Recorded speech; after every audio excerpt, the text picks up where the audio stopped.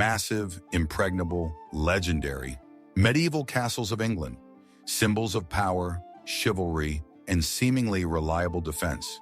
But imagine for a moment, what if these stone giants, designed to repel enemy sieges, became a death trap for their own inhabitants when the cold weather came? How did life pulsate behind the stone, in the eternal dampness and semi-darkness, when winter turned the fortress into an icy crypt? Do you think it was cozy evenings by the blazing fireplace and endless feasts? What if we told you that the truth is much harsher and more mysterious? Watch this video to the end, and you'll uncover the secrets of survival in the heart of an English medieval castle.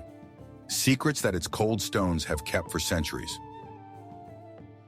Stone, the silent guardian of the English lands. It was used to build the walls of castles, witnesses of bloody battles and royal intrigues. These walls, sometimes 2 or even 3 meters thick, like the Tower or Dover Castle, were an indestructible shield against enemy armies. But when the icy breath of winter enveloped England, this shield turned its cold might against those it was supposed to protect. What was the mystery of surviving alongside such a silent, icy enemy?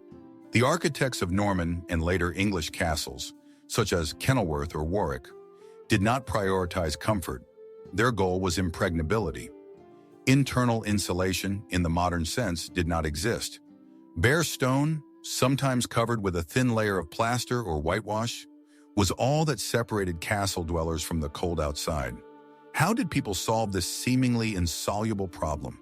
The answer lay in layering and the use of available materials. The walls were hung with heavy woolen fabrics, tapestries imported from Flanders, or woven by local craftswomen.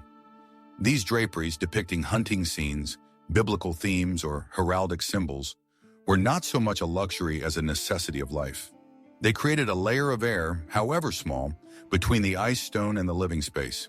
The property inventories of 14th and 15th century English castles, such as Bolton or Warkworth, often mention cloths to cover the hall, or woolen curtains for the window openings.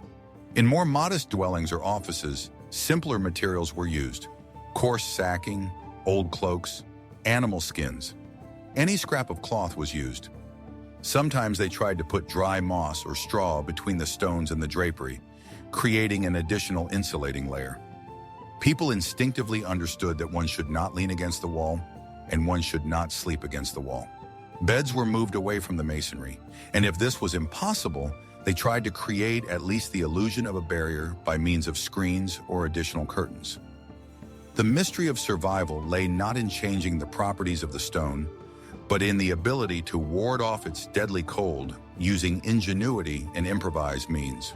And every night when they went to bed, the castle's inhabitants gazed into the darkness, hoping that their fragile defenses would withstand one more night against the stone giant that held the breath of winter. The grand great halls are the heart of any English medieval castle, whether it be Winchester Castle or Westminster Hall. Here fortunes were made, ambassadors were received, feasts were held, and lords displayed their power and wealth.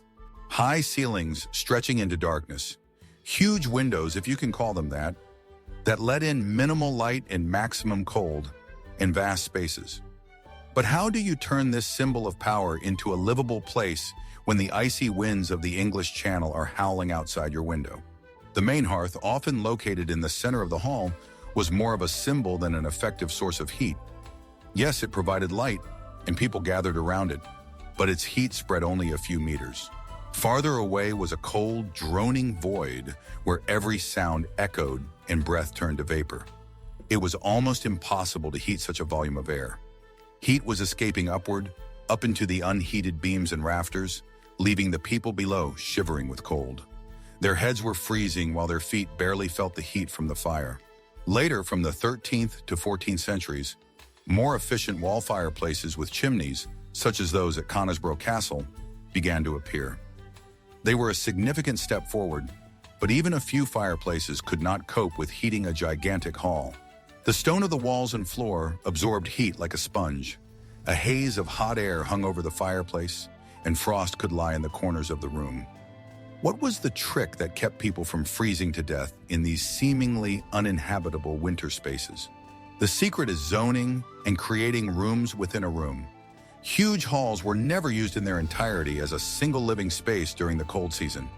Heavy tapestries, wool curtains, wooden screens, and even furniture were used to create relatively small, enclosed islands of warmth. In these temporary shelters, they ate, slept, and worked. Inventory lists of castles often mention the purchase of an arshin of cloth to divide the hall, or wooden screens to place by the fire. The floor was covered with a thick layer of straw or reeds. This was not a sign of untidiness. The dry straw created an insulating air cushion over the ice stone and absorbed moisture. It was changed regularly. In important areas, such as the Lord's table, woven carpets or animal skins could be laid over straw. The walls, as already mentioned, were draped. Windows were covered not only with shutters, but also with additional layers of cloth. People knew intuitively that they needed to reduce the amount of space they heated. Life was centered around heat sources. Tables were placed as close to the fireplace as possible. Sleeping places for servants and less noble members of the household were arranged in niches, behind screens, away from drafts and cold walls. The grandeur of the hall was reserved for ceremonies, while daily life in winter shrank to the size of a small, relatively warm cocoon. Chroniclers of the time, such as Gerald of Cambria, describing everyday life, often mention how ladies sat wrapped in several layers of furs and ink froze in inkwells if they were carried too far from the fire. The secret of survival in huge halls was not in heating them, but in the ability to create local comfort zones and minimize the loss of precious heat. In the icy space of a medieval English castle, heat was not a constant, but a precious, elusive resource. It was not evenly distributed, but clung to individual points, surfaces, and objects. It was caught, held, hidden, and every inhabitant of the castle, from the lord to the last servant, instinctively knew. Survival in winter is the art of finding and keeping these crumbs of warmth. Where were these life-saving islands hidden? English castles, with their complex internal layout, abundance of passages and auxiliary rooms, provided many such nooks and crannies. In the thickness of the walls, small cells or window niches with stone window seats, such as in Bodiam Castle, were often built. These niches, if additionally covered with cloth or skins, turned into relatively warm shelters. Dense woolen curtains or tapestries were drawn along the walls. Behind them, small spaces were created, more protected from the cold. Here, benches covered with furs or thick woven cushions were placed, and braziers with hot coals were placed. These were not decorative elements, but elaborate survival strategies. Archaeological excavations in English castles, such as Portchester Castle or Orford Castle, often reveal the remains of hooks and fasteners in the walls, designed precisely for hanging such fabric partitions and curtains. Furniture also played its role in creating a microclimate. Massive wooden armchairs with high backs and sides, often upholstered in leather or dense fabric, not only emphasized the status of the owner, but also protected from drafts by retaining body heat. In such an armchair, placed by the fireplace and additionally separated by a screen, one could feel relatively comfortable. Around the beds, especially in the dormitories or even in the partitioned-off parts of the hall, real tents of cloth were built. Baldachins with heavy curtains that went all the way down to the floor created an enclosed space where the heat from the bodies of the sleepers was retained much more effectively. These sleeping boxes were not a luxury, but a necessity. Even the location of light sources, such as candles or oil lamps, was important. They were not placed in the open, where their light and heat would quickly dissipate, but in niches against the walls, next to fabric draperies. In an enclosed space, even a single candle could slightly increase the temperature and create the illusion of coziness. Servants, guards, artisans, all sought such hiding places. Whether you were a noble knight or a simple stable boy, your instinct for self-preservation led you to a corner, behind a curtain, close to any source of warmth or at least quiet. The mystery of these warm spots lay in understanding the laws of physics of drafts and heat exchange, albeit on an intuitive level. In winter, the castle turned into a labyrinth, where everyone searched for their own way to warmth, their own little hole, protected from the cold. With the walls exuding cold and the fireplace only a tantalizing island of warmth, the main source and keeper of life became the human body itself and the things that sheltered it. In medieval England, where winters were damp and freezing, clothes and bedding turned into a real, multi-layered armor against the cold. What did this personal heater look like, and what was the secret of its effectiveness? Clothing was the key to survival. Forget the light fabrics and graceful silhouettes visible on some manuscripts depicting summer scenes. The winter closet was heavy, dense, and most importantly, layered. The base was a long undershirt, chemise or smock, of coarse linen, or more rarely, hemp. Over it, men and women wore one or more tunics, coat or kirtle, made of wool, the main textile wealth of England. Wool, thanks to its natural properties, retained heat perfectly even when wet. A variety of cloaks, capes, and shirkas served as outer garments. They were also sewn mainly of dense wool, often with a lining of another layer of wool, linen or, for wealthy people, fur, squirrel, rabbit, fox, and for the nobility and royalty, ermine or sable. Hoods, also woolen and often with a long tail, liri-pip-pip, reliably protected the head and neck. All clothes were carefully girded, wrapped and tied, so as not to leave a single gap for cold air to penetrate. The feet were insulated with woolen stockings, hose, or pants chausses, which could be sewn together with shoes.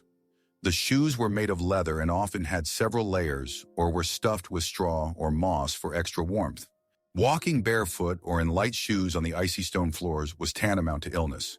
They often slept without taking off some of their clothes, and sometimes even in their shoes, especially if they had to spend the night in poorly heated rooms or at a post. The bed was a real fortress inside a cold fortress. The nobility had massive wooden beds, often on a catwalk to get away from the cold floor. The key element of such a bed was a canopy with thick curtains of wool or heavy cloth that covered the bed on all sides, creating a kind of warm tent. Inside this enclosed space, the heat from the bodies of the sleepers was retained much longer. The mattresses, paillasse, were stuffed with straw, wool, horsehair, or down, for the richest. Linen or woolen sheets were placed on top. They covered themselves with several layers of blankets, which could be made of scraps, old clothes, woolen fabrics, and the warmest layer was often animal skin. Inventories of the property of English aristocrats of the 1400s and 15th centuries, for example, from the castle of the Earls of Warwick, are full of mentions of feather beds of swan down, covers of fox fur, and curtains for the bed of double cloth. For additional heating of the bed, warmers were used, heated stones wrapped in cloth or special ceramic or metal vessels filled with hot coals or hot water, if available. They were placed at the feet or under the blanket sometime before bedtime. People often slept several people in one bed, not only spouses, but also children with parents and servants together. This was dictated not only by the lack of space, but also by the elementary desire to keep warm through each other's warmth. Even dogs were often allowed into bed as warmers. Winter in an English castle did not start from the snow-covered towers and frosted windows. It came from below, from the heart of the castle, from the stone floors. Stone, whether roughly hewn slabs of limestone, sandstone, or simply cobblestone, was the eternal conductor of cold. The floors in most rooms of English medieval castles were stone. Wooden floors were less common, mostly in the upper floors of the nobility's living quarters or in later buildings. The stone slabs, even if tightly fitted, had seams and cracks through which moisture and cold air seeped in. It was unthinkable to walk on such a floor without thick shoes. Wooden podiums or platforms were another way to combat the cold from the floor. Furniture, especially beds and tables for the nobility, was often placed on such elevations. This not only emphasized status, but also physically distanced people from the icy stone. The fight against drafts was no less ingenious. The doorways and arched openings connecting the various parts of the castle were the main thoroughfares for cold air. To block these streams, heavy cloth curtains, drapes, were used. They were sewn from thick wool, cloth, or even leather, and hung on rings or loops from the eaves above the doors. Sometimes double drapes were made for better insulation. The lower edge of such curtains was often weighted with metal or clay weights to prevent them from swaying in the draft. Temporary wooden partitions or screens could be installed in places that were particularly windy, such as long corridors or passages between buildings within the castle complex. They tried to plug gaps under doors and windows with old rags, moss, or soot. The secret of taming cold floors and drafts was to create barriers. Straw, fabrics, wood, all these served to break contact with the icy stone and stop the movement of cold air. It was a daily, painstaking work of patching holes in the castle's defense against the internal enemy, the cold rising from the very ground. The inhabitants of the castle learned to read the map of drafts of their dwelling and to build their defense against them, using all available means. In the early Middle Ages, glass in England was an extremely expensive and rare material, available only for royal palaces and the richest churches. In most castles, window openings were either open or closed in very primitive ways. Instead of glass, more affordable, though less efficient, materials were used. Oiled cloth or parchment, a thin cloth, usually linen, or parchment was stretched over a wooden frame. They let in some cloudy light, but provided poor protection from the cold and were easily damaged. Thin plates of horn, animal horns, usually bull horns, were boiled, layered, and polished to a translucent state. These horn windows were stronger than cloth, but gave off a very dull, yellowish light. Mica. Sometimes thin plates of mica were used if they could be obtained. It was more transparent than horn, but fragile. Even when glass became more accessible in the 300 centuries, it remained expensive, and only windows in the most important rooms, in the Lord's chambers, in the chapel, in the Great Hall, were glazed with it. Windows in service rooms, corridors, and staircases were often left unglazed or covered with the materials listed above.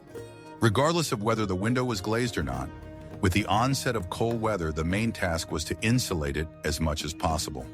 If there were no shutters, window openings were simply plugged or boarded up. Wooden boards cut to the size of the opening were used, which were attached from the inside and propped up. The same soap or rags were stuffed into the gaps.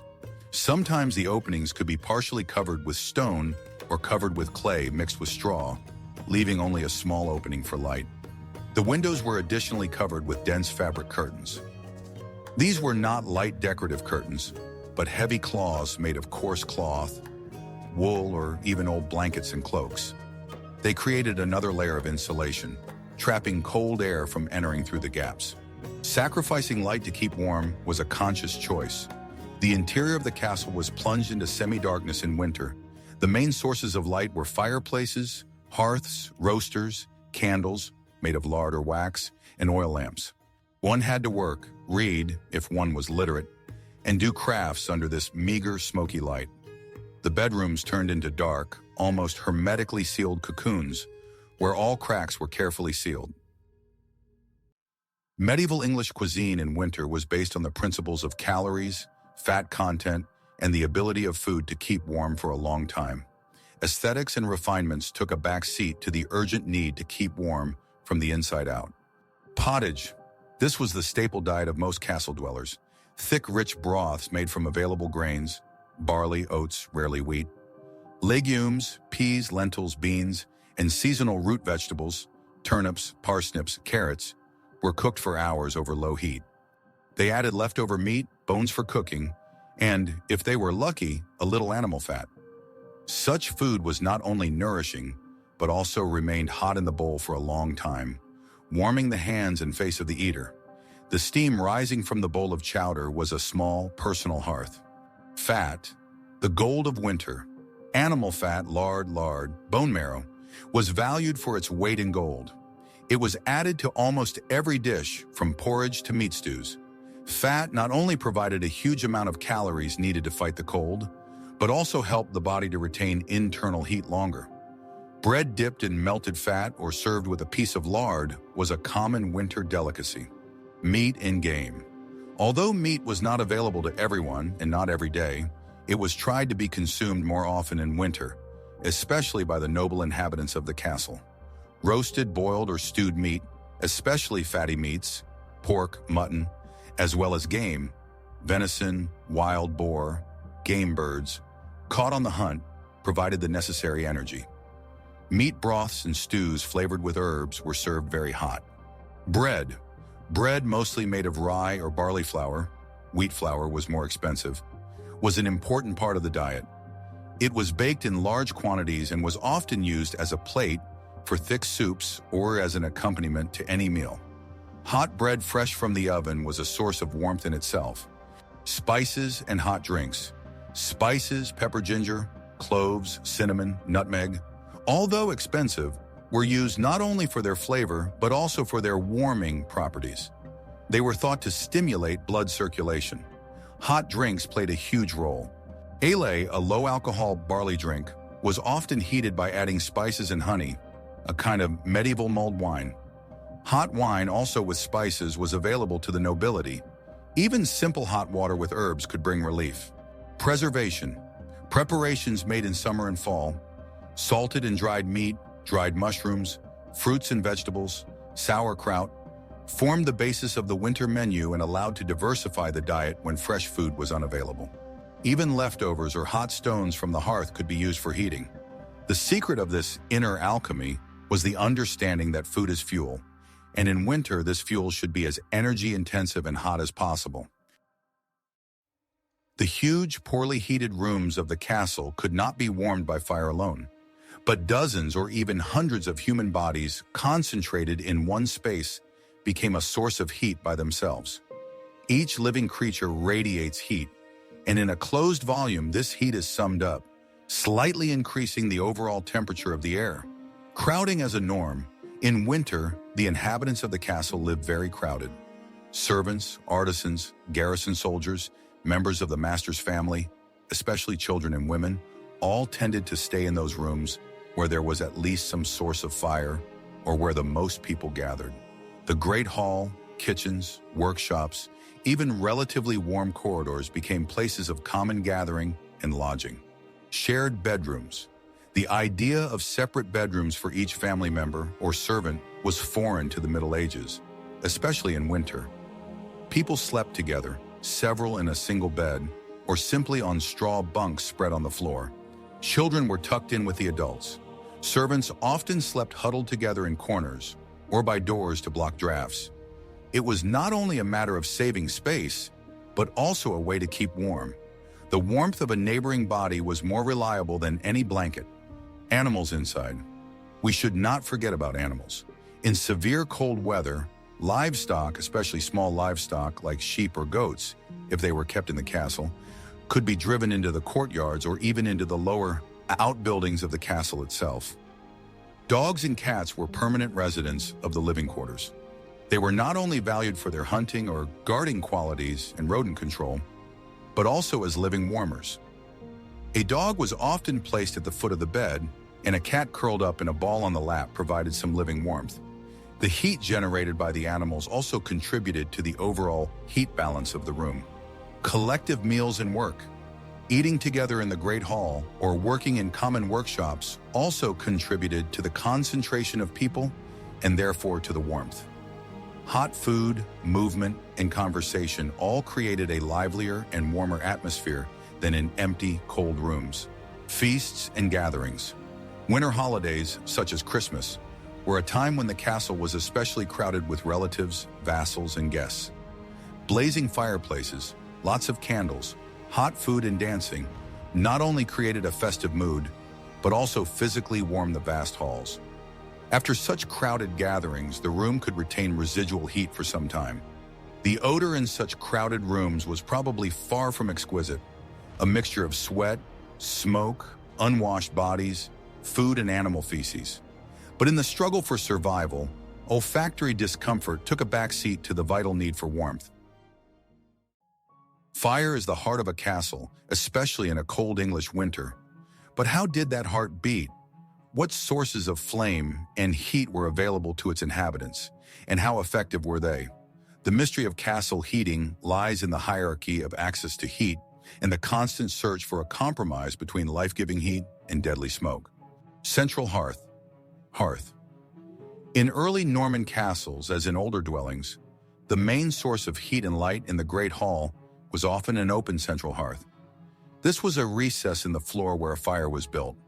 Smoke escaped through a hole in the roof, louvre, or simply through windows and doors.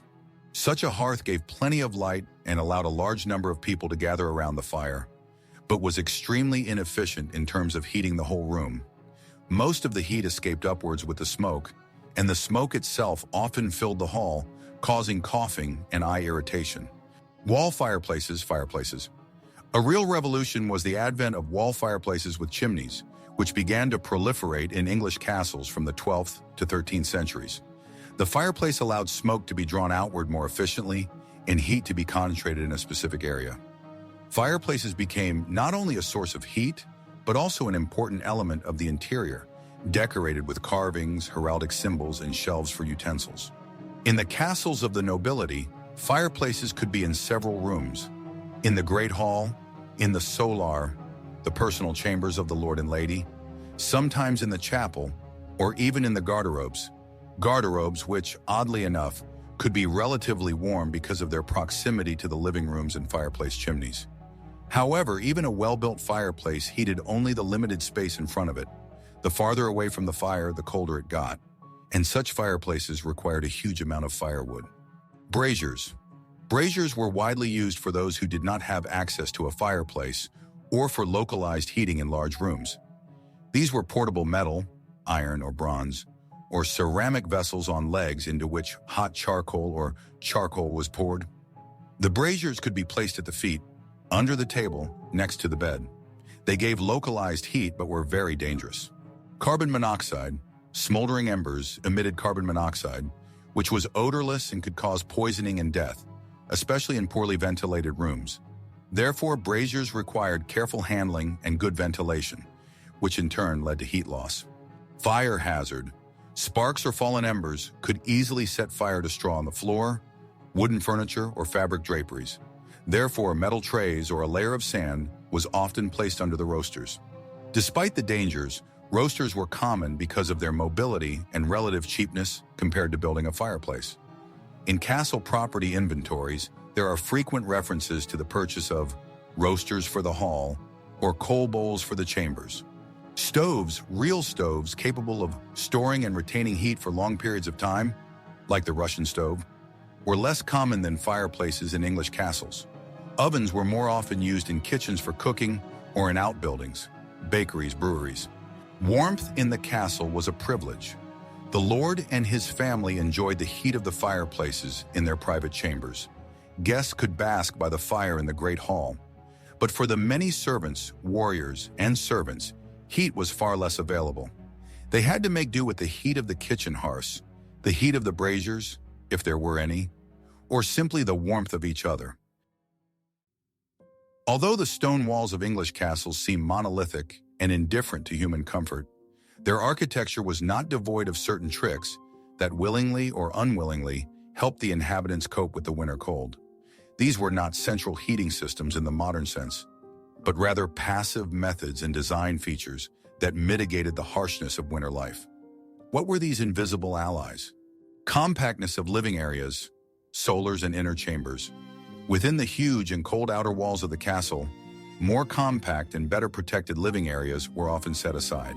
Solar, the private quarters of the lord and his family, was usually located on the upper floor, above the Great Hall, and was smaller, making it easier to heat by fireplace. The thick walls of the donjon or dwelling tower themselves provided good thermal inertia. As they slowly heated up, they also cooled down slowly, smoothing out sudden temperature fluctuations. Internal wooden structures. Wooden partitions, panels, and paneling were often built inside stone walls. Wood itself was warmer than stone and created an additional insulating layer. Some castles, such as the dwelling towers of Stokes Castle, have preserved extensive internal wooden structures that made the rooms cozier and warmer. Wall thickness and room layout. The very massiveness of the walls, up to 2 to 4 meters in some Norman donjons, as in Rochester Castle, played a dual role. In summer, they kept the walls cool, and in winter, if the room could be warmed up, they retained that heat for a long time. The location of the rooms also mattered. The inner rooms, which had no direct contact with the outer walls, were warmer. Narrow windows and embrasures. Although dictated primarily for defensive reasons, narrow window openings and embrasures limited heat loss compared to larger windows. Of course, they allowed little light in, but they also let in less cold. Spiral staircases and narrow corridors. Castle architecture with its narrow, often spiral staircases and tangled corridors, designed to impede enemy advancement, also helped to slow the movement of cold air masses and drafts compared to straight and wide passages. Each turn was a kind of barrier to cold air. Kitchen location. The kitchen, with its constantly burning hearths, was often located on the first floor or in a separate wing, but its heat could partially penetrate into adjacent rooms or upper floors, especially if the chimneys passed through the walls of these rooms. In some cases, the wall adjacent to the kitchen may have been perceptibly warmer than others. Closets, latrines. Paradoxically, even the castle toilets, the check rooms, could make a difference. They were often built in the thickness of the walls and had shafts to the outside. Sometimes these shafts were close to the chimneys of fireplaces, which could create a small draft of warm air, or simply make these small pits a little less cold than the surrounding stone walls. In addition, their small size and relative isolation helped to retain heat. Vestibules and haylofts. At the entrances to important rooms or in passages between buildings, vestibules or haylofts could be built. Small passageways with two doors that served as a kind of thermal airlock, preventing the direct entry of cold air from the street or from a cold corridor into a relatively warm room. A medieval English castle is not a fairy tale palace from chivalric novels, but a harsh stone reality where every day, especially in winter, was a test of strength. People survived within these walls not because of comfort, but in spite of its absence, showing marvels of ingenuity, endurance, and teamwork. Their lives were full of mysteries, the most important of which was how to preserve precious warmth in a world where cold was a constant companion. If you want to know more about how people really lived in the stone strongholds of the past, among the eternal drafts and dim candlelight, if you are attracted by the unsolved mysteries of history that you can literally feel with your skin, subscribe to our channel. Here we tell the story of not only dates and names, but also the sensations, smells, and sounds of that era, when castles were not just buildings, but a whole world full of dangers and amazing human fortitude.